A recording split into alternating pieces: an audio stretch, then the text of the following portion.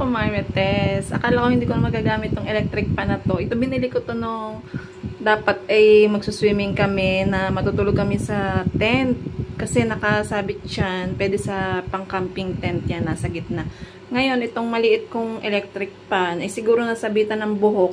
Ang hina ng umikot. Naalala ko meron nga pala ako nito. Tapos may ilaw pa. Kita nyo naman, para na din tayo may ring light.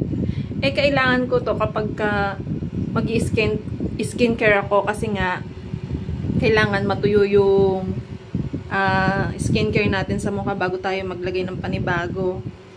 Kita nyo naman, ang lakas ng hangin. Tapos, may ring light ka na din. Isinabit ko lang siya dito kasi itong paa niya, pwede siyang, naliliko siya mga kamartes. Tanggalin natin.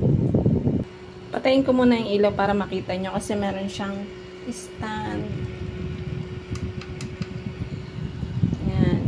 Kita nyo, ito yung paa niya. Tatlo yung paa niya. Kaya pwede nyo siyang nakatayo na ganyan. Pwede nyo ipulupot yung paa nito. Ito malambot kasi ito. Naiikot to. Pwede nyo isabit. So yan, nilagyan ko rin siya ng tali para hindi mahulog. O diba mga kumarites, meron na siyang parang ring light.